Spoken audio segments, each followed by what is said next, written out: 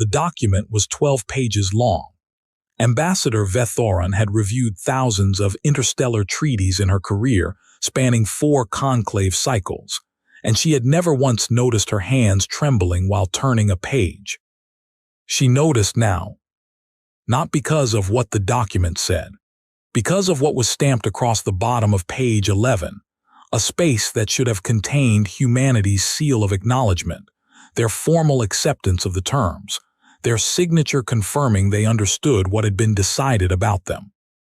The space was empty. Below it, in translated standard galactic script, was a single handwritten line. She'd had 3 different translation algorithms verify it before she believed what they returned. All 3 agreed. "We have read your terms. We will not be signing today. We will not be signing tomorrow. We suggest you leave the document open." No name, no title, no date. Just that. Vethoran set the page down very carefully, as though it might detonate.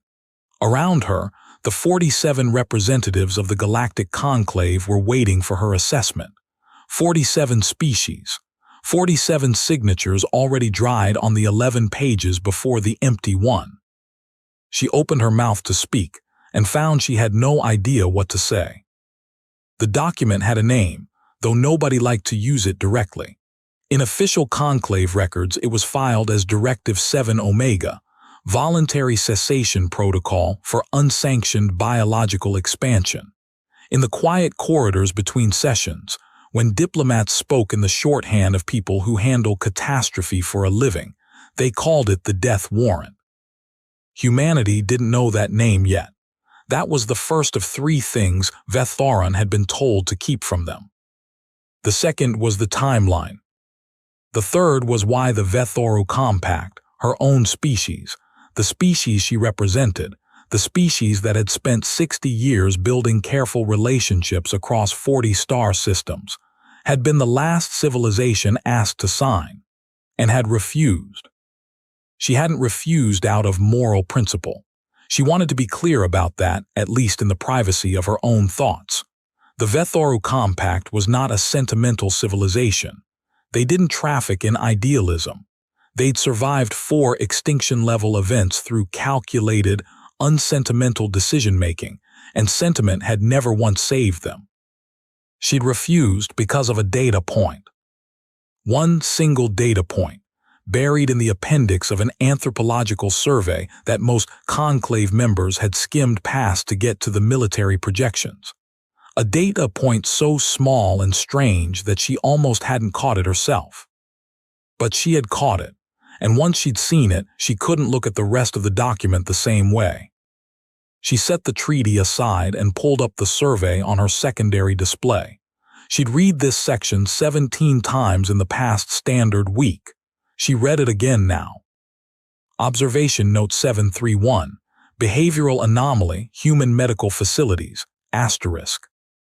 Human subjects undergoing extreme physical trauma display a neurochemical response pattern with no known analog in catalog species. Under conditions where biological survival probability drops below 12%, the majority of observed subjects do not exhibit the expected shutdown of higher cognitive function. Instead, they exhibit increased social bonding behavior, verbal communication, and in several documented cases, what translators initially categorized as humor. Initial classification, neurological damage artifact. Revised classification, pending. She closed the file. Then she sent a message to the one human she'd been given authorized contact with, requesting an immediate meeting. His name was Dr. Callum Reeves. He was not a soldier, not a diplomat, not a political figure of any standing. He was a xenobiological liaison. One of 11 humans the Conclave had granted limited access for the purpose of cultural assessment, which was a phrase that meant, in practice, we are studying you to determine how much of a threat you represent, and you are not allowed to know that is what we are doing. He arrived at her office in 17 minutes. He was tall by human standards, though Vethoran had learned that human height was wildly variable and meant almost nothing about status. which was itself a peculiarity she'd filed away early. He looked tired.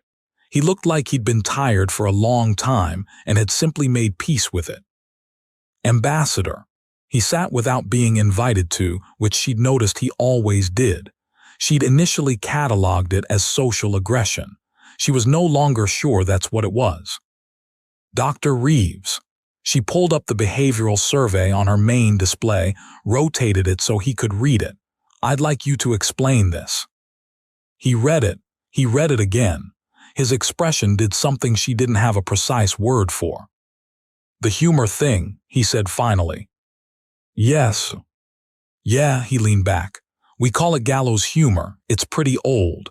Goes back further than written history. It is a defense mechanism. Kind of, it's also, he paused. She noticed he paused a lot when she asked him questions. Not because he was uncertain she'd come to understand, but because he was deciding how much of the truth to give her. It's also just how some of us stay connected to the people around us when everything is terrible. You can't really explain it. You have to have done it. You have done it. He looked at her steadily. Yes. Under what circumstances? The pause was longer this time. My daughter was in a coma for 11 days, birth complication. My wife and I sat in that hospital room and we made the worst, most inappropriate jokes you can imagine for 11 days straight. His voice was level, completely level. She survived. I don't know if the jokes helped her. I know they helped us not fall apart before she did. Vethoran was quiet for a moment. Then she said, the Conclave believes humans are a manageable risk because your civilization lacks the psychological cohesion to mount sustained resistance to coordinated suppression. Dr. Reeves went very still. I am telling you this, she continued carefully, because I have read your behavioral surveys, and I believe the Conclave has made an error in their foundational assumption. I need you to tell me if I am correct. What kind of error? They believe that under sufficient pressure, human social structures will fracture. She watched his face. That you will stop cooperating. That you will prioritize individual survival over collective action. That you are, at your core, too internally divided to maintain resistance when the cost becomes catastrophic. She had expected denial. She had expected anger or perhaps fear. Instead, Dr. Reeves made a sound she eventually identified, through context, as a short, humorless laugh. Who wrote that assessment? The Cathali Institute. Their modeling is considered. Did they look at our history? They reviewed 340 years of recorded conflict and concluded. Did they look at what happened when we had nothing left? His voice hadn't risen. It was still completely level. That was somehow worse than shouting would have been. Not when we were winning, not when survival was probable, when everything was already lost. The room was very quiet. No, she said, I don't believe they did. 3 weeks earlier, in a rotating station above the neutral zone that humans called the threshold and Conclave members called Waypoint 7, a Cathali military analyst named Senior Assessor Draxen had been finishing what he considered his finest professional work. He'd spent 8 months compiling human behavioral data, 8 months of sensor logs, intercepted communications, medical records obtained through the Cultural Assessment Program, psychological surveys administered under the pretext of xenobiological research. He was thorough. He was methodical. He had been telling his colleagues for the better part of a year, entirely correct about what the data showed. They are individually resilient, he'd said during the final briefing, projecting his summary for the Conclave Security Committee, but collectively fragile. Every major stress point in their civilization, economic collapse, political conflict, resource scarcity, produces the same result. Fragmentation, tribalism, internal violence. They turn on each other. The committee had been satisfied. The projections were clean. The models were elegant. What Draxen did not know, what none of them knew, because the human who might have told them had not been asked the right question, was that he had studied the wrong stress points. He had studied the events that humans survived comfortably, the pressures that hurt but didn't break, the crises that had solutions. He had not studied what humans did when there were no solutions, when the thing coming for them couldn't be bargained with, couldn't be appealed to, couldn't be slowed. He would learn the difference, but not yet. Callum Reeves left Vethoran's office and walked for a long time without deciding where he was going. The station corridors were narrow by human standards, designed for species with smaller physical profiles, and he moved through them with the slightly hunched, slightly careful posture he'd adopted in the months since coming aboard. Always slightly too large for the space, always slightly out of scale.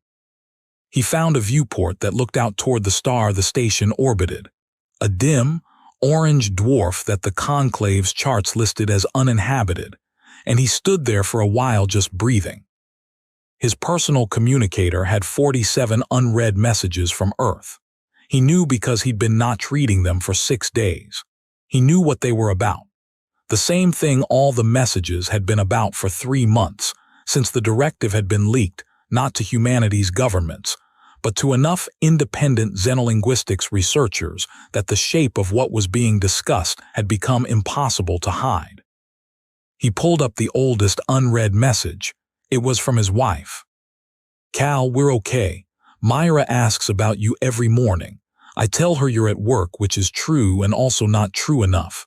Please tell me there's something you can do there. I know that's not fair to ask. I'm asking anyway." He read it 3 times. Then he opened a reply, typed 4 different beginnings, deleted all of them, and put the communicator away. He went back to his quarters and pulled up everything Vethoran had shared with him, which was, he was already understanding, considerably more than she was authorized to share. She'd told him about the directive, about the timeline. She hadn't told him why she was telling him, but he was beginning to work that out on his own. He was not a diplomat. He was not a soldier. He was a xenobiologist who had spent 12 years studying interspecies communication and biological behavioral patterns, and who had specifically been selected for the Cultural Assessment Program because his psychological profile indicated he was adaptive, non-confrontational, and unlikely to create incidents. He suspected that profile had aged poorly. He sat down at his desk, opened his research terminal, and began typing a document.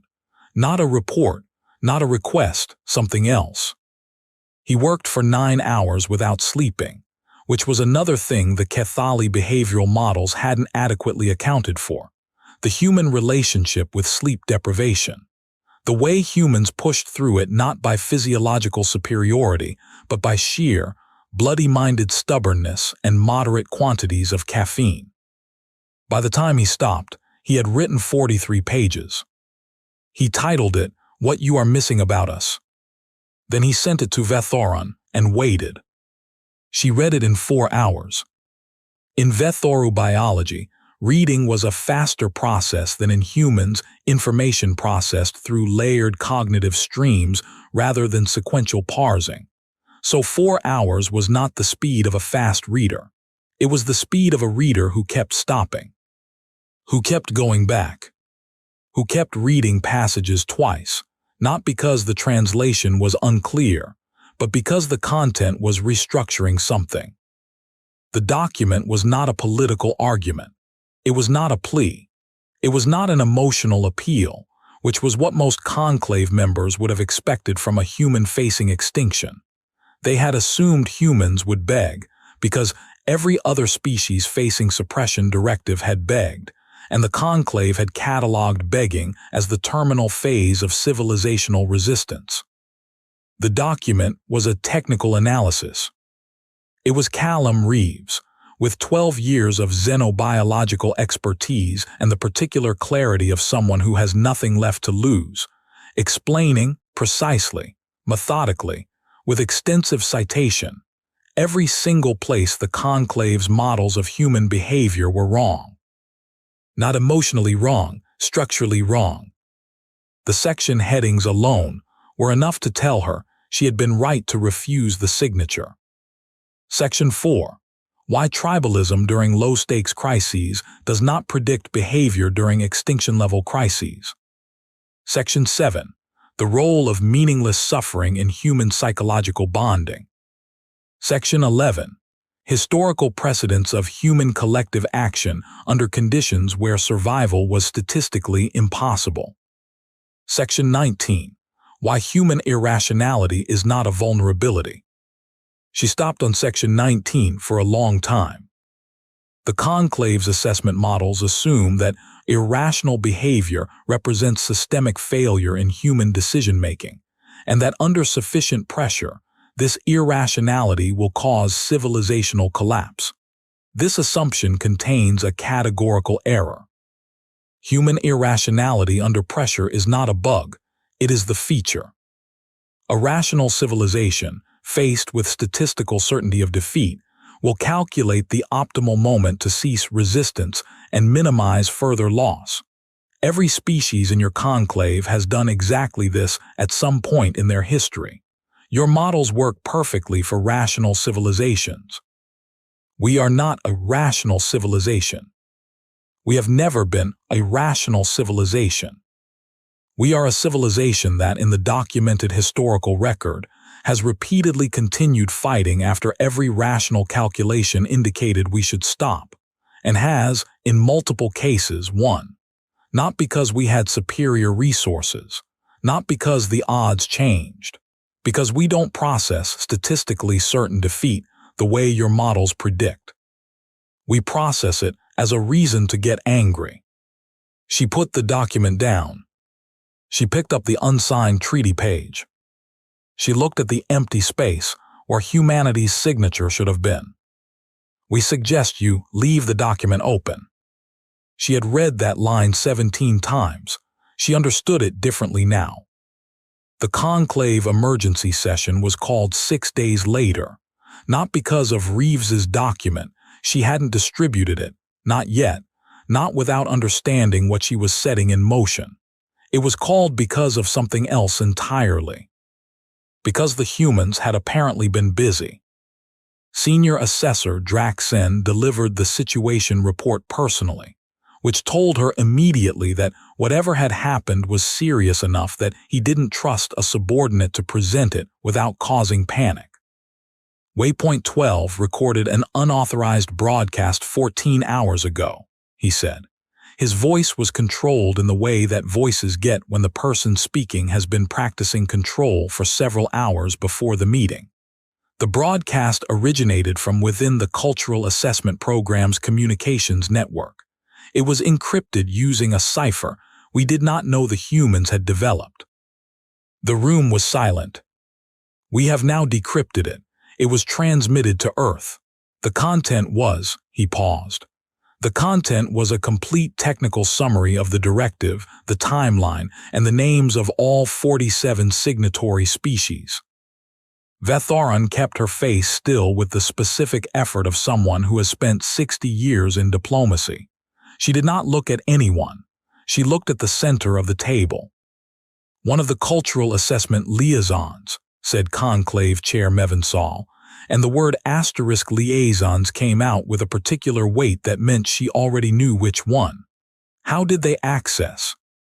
We don't know yet. Draxen looked uncomfortable in a way she had never seen him look before. We are reviewing the access logs. There are gaps. Gaps. 9-hour gaps, consistent across 3 separate monitoring systems. He pulled up a data display. The same 9-hour period. We initially attributed it to a routine system synchronization error. We now believe the error was not routine. Vethoran thought about a man sitting at a desk for 9 hours, about 43 pages of technical analysis, about a brilliant, exhausted person who had apparently been doing 2 things at once. She thought I underestimated him. And then immediately after, so did everyone else, including me. That's the point, isn't it? Where is Dr. Reeves now? The chair asked. In his quarters. He has not attempted to leave the station. That landed strangely in the room. Several representatives exchanged looks that Vethoran could read. Why hasn't he run? It was the question a rational actor would ask. A rational actor, caught doing what Reeves had apparently done, would maximize distance from the consequences, would request asylum, would barricade themselves, would do something that looked like self-preservation. He was sitting in his quarters. She thought of Section 19. We process it as a reason to get angry. I would like to speak with him before any formal proceedings begin, she said. Ambassador Vethoran, given the compacts existing. I would like to speak with him, she said again, not a request, a statement of intent. The chair was quiet for a moment, 1 hour. He was sitting at his desk when she entered. The surface was covered in handwritten notes, actual physical handwriting on actual physical paper, which she'd been told was unusual even for humans. A deliberate archaism, some of them maintained for reasons that were more emotional than practical. He looked up. He didn't look afraid. Did it transmit? He asked. Yes. Good. He turned back to his notes. She sat down across from him. You know what will happen now. Probably. And you did it anyway. My daughter almost didn't survive, he said without looking up. Earth almost doesn't survive. The scales feel comparable. Dr. Reeves, she waited until he looked at her. Why are you still here? Why haven't you? Where would I go? He said it simply, not as despair, as a genuine question. If I run, I look like someone with something to hide. If I stay, I look like someone who thinks what he did was right and is willing to say so. He tilted his head slightly. Which is more useful to Earth right now? She stared at him for a long moment. You are using yourself as a demonstration. I'm using myself as a data point. He leaned forward. Ambassador, your species refused to sign. You're the only one. There are 47 signatures on that document and one conspicuous absence. That means something, and what it means is going to matter a lot in the next few weeks. So I need to ask you something directly. He held her gaze. Why didn't you sign? The honest answer was the one she hadn't said aloud to anyone. Because of what your people do at 12% survival probability, she said. He was quiet. Because your models keep failing, she continued. Because every projection the Conclave has built about human behavior keeps producing the wrong results, and nobody is asking why they keep being wrong. Because a species that makes jokes when it is dying is not a species that behaves according to our frameworks, and a species that does not behave according to our frameworks is a species we do not actually understand. She paused. And I have been doing this long enough to know that going to war against something you do not understand is the most dangerous thing a civilization can do. He was looking at her the way she'd noticed humans sometimes looked at things they hadn't expected. We didn't start a war, she said, but 47 civilizations think they did. She stood. I need you to trust me for the next 72 hours. Can you do that? I've been trusting you since you showed me that behavioral survey, he said. You didn't have to show me that. No. Why did you? She considered how much of the honest answer to give him. Then she decided on all of it.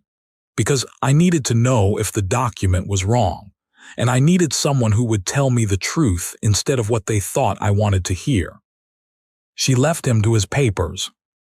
The 72 hours that followed would later be catalogued in Conclave historical records as the Threshold Incident, a name that captured the location and nothing else about what actually happened. What actually happened was this. Earth received Reeves's transmission.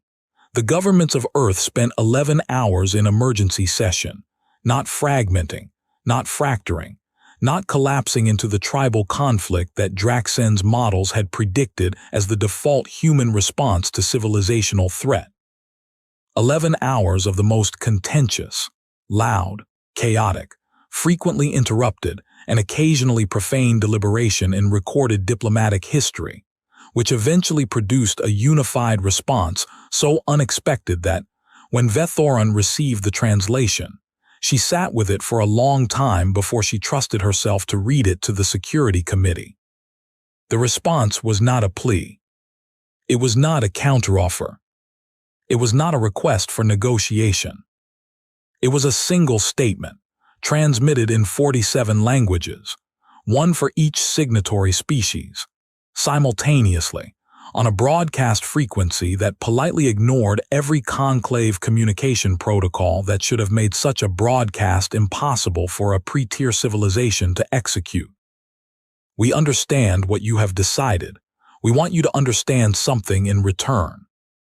We are not asking you to reverse your decision. We are not asking you to negotiate. We are asking you to spend 30 days observing us before you proceed. 30 days, that is all. We believe that after 30 days, you will have the information required to make an informed choice. We believe you are currently making an uninformed one. We have survived everything our own world has used to kill us. We have survived ice ages, plagues, mass extinction events, and each other. We are not asking you to be afraid of us. We are asking you to be curious. 30 days. Draxen, when he heard it, said, "This is a delay tactic." He was not entirely wrong, but he was missing the larger point, which was the thing he kept doing. It was Vethoran who said, quietly, into the silence after his assessment, "It may also be exactly what it says it is." The Conclave agreed to the 30 days, not out of respect, not yet, but out of something that looked, in their session transcripts, like uncertainty. Like the particular discomfort of people who have done a thing they were confident about and then been shown a detail they forgot to account for. 30 days. The humans used them carefully. They did not demonstrate weapons. They did not parade military assets. What they did was stranger, and to the monitoring teams aboard waypoint stations across the neutral zone, considerably more unsettling. They transmitted data. Medical records from the worst periods in human history, casualty lists from wars fought over pieces of land that no longer existed for reasons that no longer mattered, accounts from survivors of pandemics, famines, orbital disasters, hours and hours of recorded testimony, not curated, not edited, not selected for the best examples. Random, representative, the actual texture of what humans had survived and at what cost. And alongside the records, transmitted in the same packets, a single repeating annotation. We kept going. Vethoran watched Draxen's team process the transmissions for 12 days before she understood what they were not saying. They were not talking about the data in sessions anymore. They were accessing it individually, on personal terminals, at hours that suggested they weren't sleeping well. She requested Reeves be brought to her office on day 13.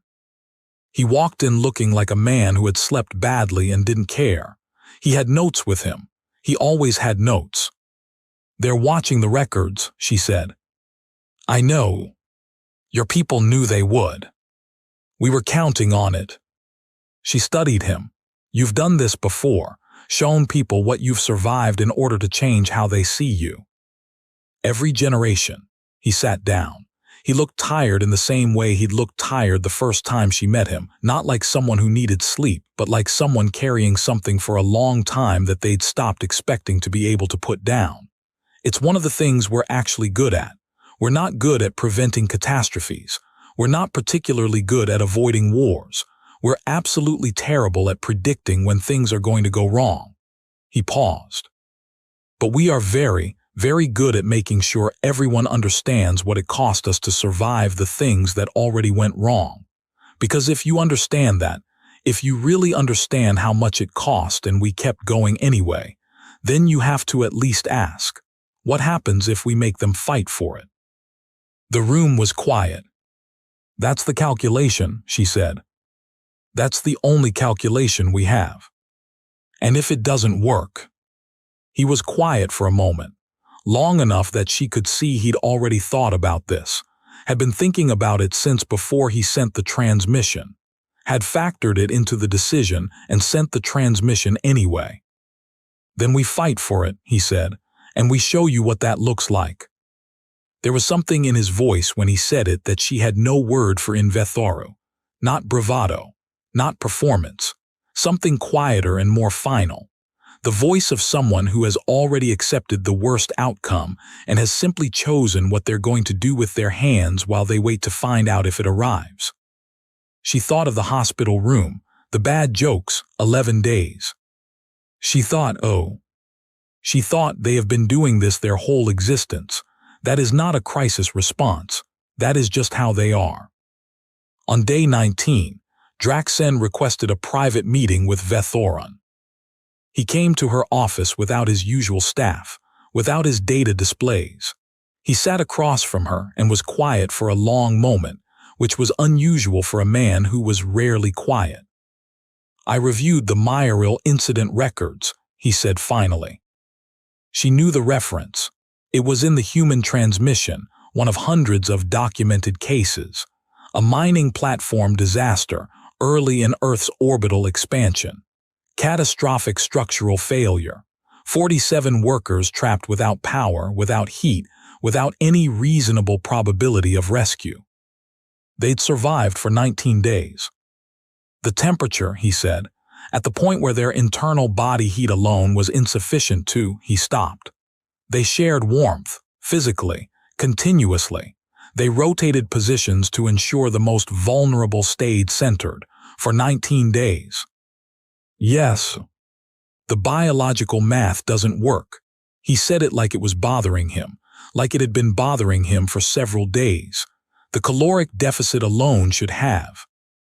The caloric deficit doesn't account for the psychological factor, she said. Dr. Reeves writes about this in Section 7. He looked at her. You've read his document. She said nothing. Ambassador. His voice was different now, still careful, but the careful of someone changing their position rather than defending it. I ran the models again, with the corrected behavioral parameters, with the extinction level response patterns instead of the standard crisis patterns. He was quiet. The projections are different. How different? Enough that I don't think this is manageable in the way we assumed it was manageable. He looked at the desk. A civilization that behaves rationally can be deterred, suppressed, redirected. You can model the threshold. You can calculate what breaks them. He looked up. What is the threshold for a civilization that doesn't break? She let that sit in the room for a moment. That, she said quietly, is the question we should have asked 8 months ago. On day 26, Callum Reeves received a message from his wife. He was in a monitoring station observation deck, watching the quiet orange star when his communicator lit up. Cal, something happened today. Turn on the news if you have access. He had access. He'd had unauthorized access to Conclave news networks for 3 months, through a back channel he'd built during those 9 hours he was never supposed to be working. He pulled up the feed. 4 Conclave member species had formally withdrawn their signatures from the directive, not quietly, publicly, with statements. 2 of them cited inadequate behavioral modeling. 1 cited fundamental category error in risk assessment. The 4th cited, in translation that is algorithm rendered with some awkwardness, insufficient respect for the unknown. He sat there for a long time. His communicator buzzed again, his wife. Myra wants to tell you something. I'm putting her on. A 6-year-old's voice, slightly too close to the microphone. Daddy, I learned about whales at school today. They sing to each other. Did you know that? I did know that, he said. His voice came out not quite level. They sing even when no one sings back, she said, with the earnest certainty of someone who finds this deeply important. The teacher said they've been doing it for millions of years. He closed his eyes. Yeah, he said, that sounds right. Are you coming home soon? He thought about the 4 signatures. He thought about 26 days and 4 signatures and 43 more to go. He thought about what it was going to take to get to 43 more. He thought about his own behavioral assessment, sitting in some Kethali database. non-confrontational, unlikely to create incidents. "I'm working on it," he said. "Keep singing, okay? I'll hear it." The 30 days ended. The conclave convened for a full session, all 47 signatory representatives. Vethoran seated at the table for the first time in weeks, feeling the weight of what the next 2 hours would determine. 9 signatures had been withdrawn. 38 remained. Draxen presented a revised assessment. He did it in the voice of a man who had not slept in several days and had decided that accuracy mattered more than how he sounded delivering it. "The original projections were built on a classification error," he said. He didn't apologize for the original projections. He just moved past them, which Vethoran thought was, in its own way, a form of courage. "We classified humans using our standard behavioral model for civilizations under moderate existential pressure. That model has been validated across 63 species across 4 centuries of data. It has never failed." He paused. "It failed for humans." The room was quiet. "The failure point is the extinction threshold. Every species in our catalog, when facing statistical certainty of civilizational death, exhibits one of 3 responses: capitulation, dispersal, or irrational aggression that accelerates their destruction." He pulled up a display. "Humans exhibit a 4th response that our model did not contain a category for." "What is the 4th response?" the chair asked. "Cohesion." He said the word like it surprised him even saying it. "Under extinction-level threat, human social fragmentation reverses. Historical records show that every major existential crisis in human history, not the manageable ones, the truly unsurvivable ones, produced increased cooperation, increased resource sharing, increased self-sacrifice, and in multiple cases, technological or strategic breakthroughs that emerged specifically from the extreme pressure context." He looked at the display. "They do not fall apart at the worst moment. They become more organized, more unified, more dangerous." Chair Mevinsal was quiet for a long moment. "Your revised projections.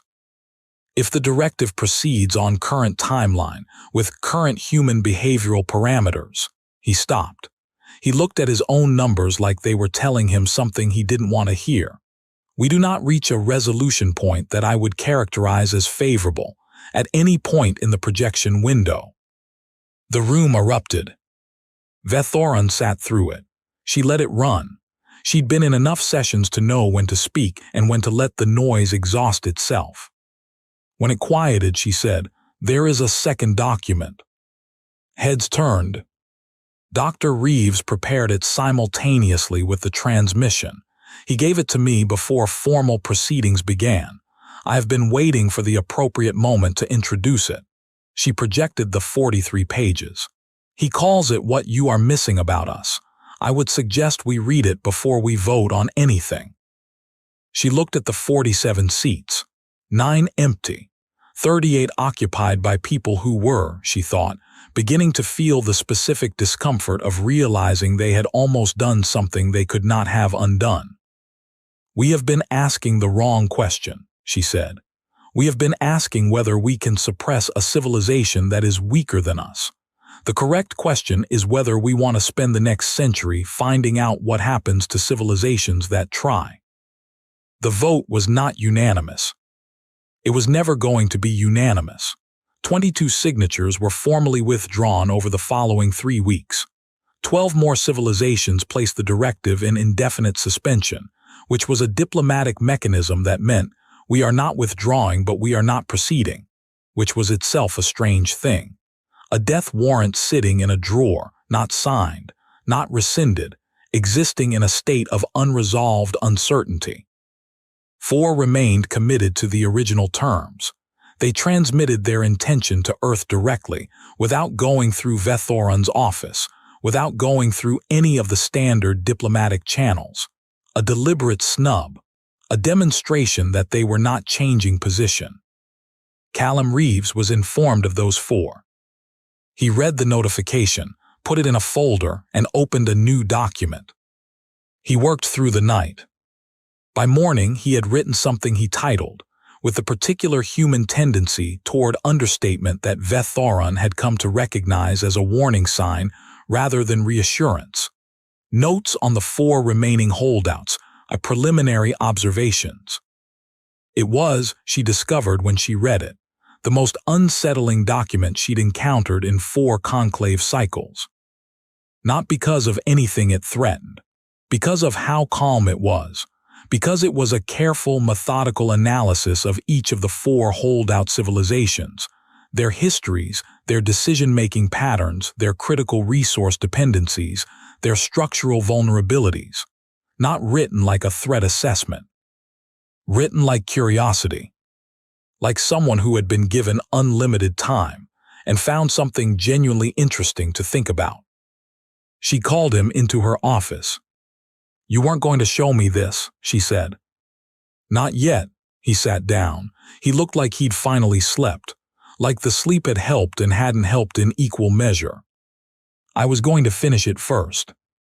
"Dr. Reeves," she turned the display toward him, "you are aware that this document, if distributed, yes, would be interpreted as a strategic threat assessment by a human representative of a civilization currently in a politically sensitive period." "I know. You wrote it anyway." "I wrote it for myself." He looked at it.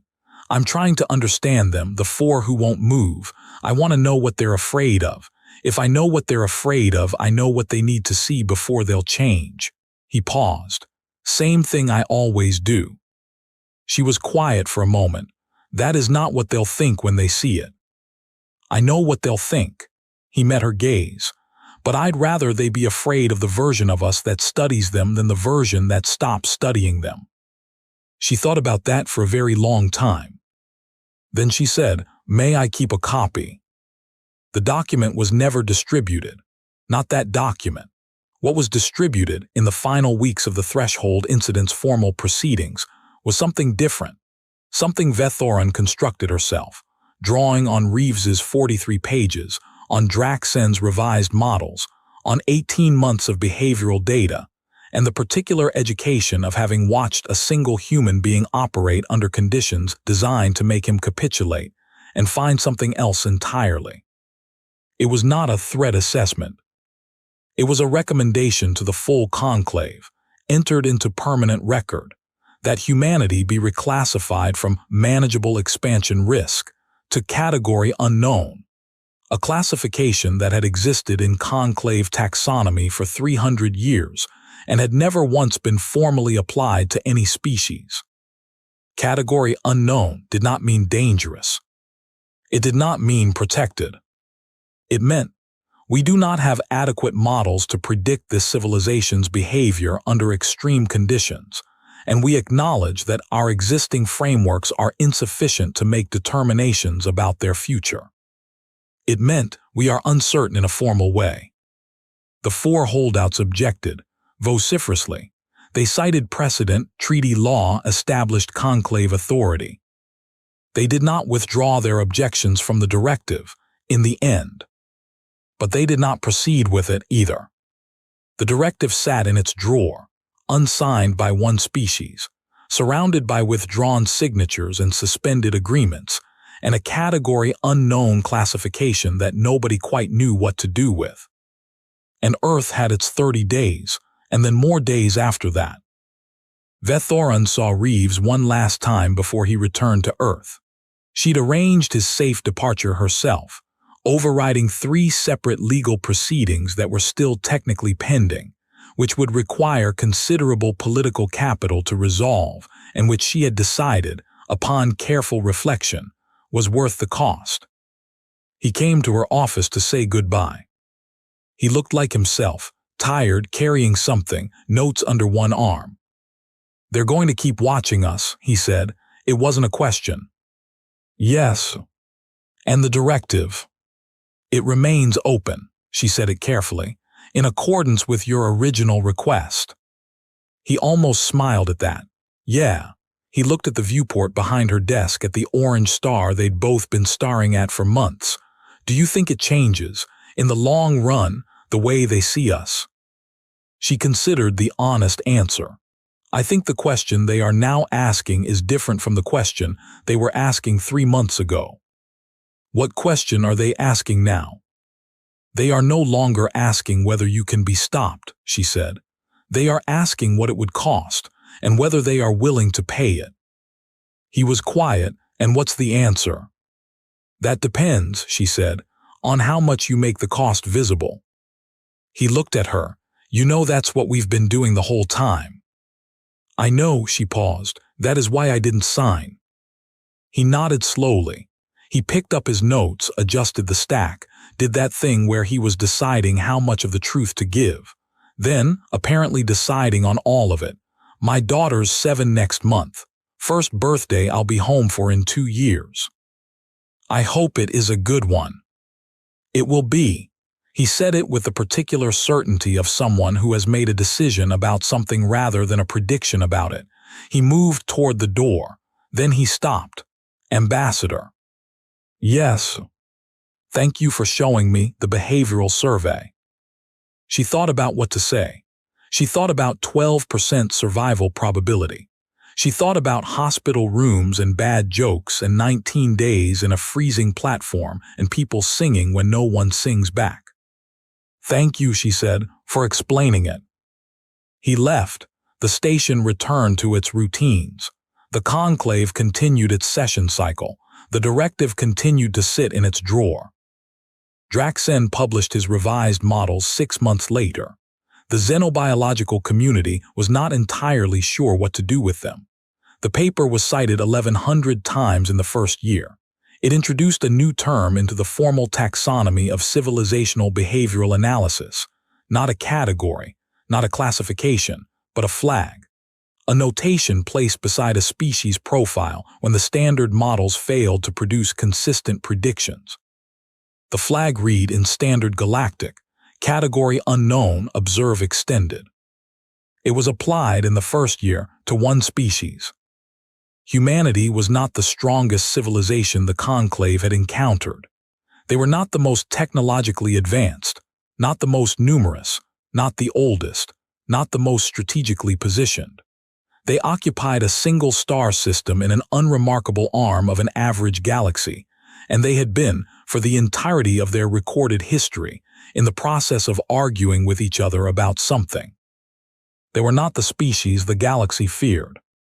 They were the species the galaxy was still watching, still trying to understand, still building new models for, each one more sophisticated than the last, each one tested against the historical record, each one failing in the same place, that same quiet threshold where every other civilization in the catalog would stop, and humans would look at the situation, look at each other, make a terrible joke that didn't land and continue.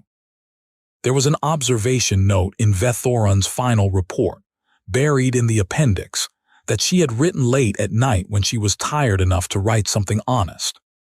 We spent 8 months trying to determine whether humanity posed an acceptable risk. We built models. We ran projections. We analyzed 4 centuries of their behavior and concluded we understood them. The error was not in the data.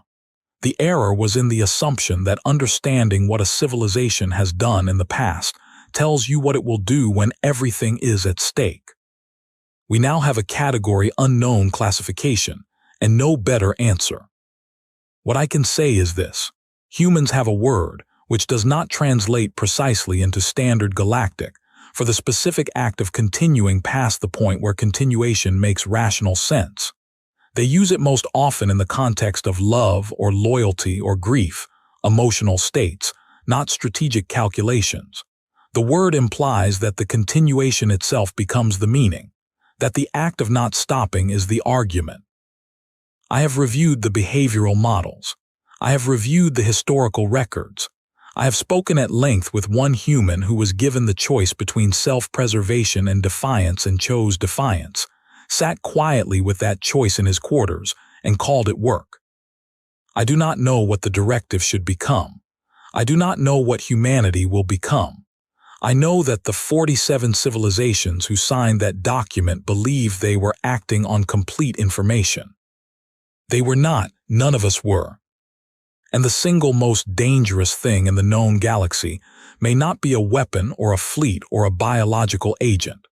It may be a species that is still singing, even now, even here in the dark, to no one, that does not know how to read the word stop in any language except as an invitation to try harder. We should leave the document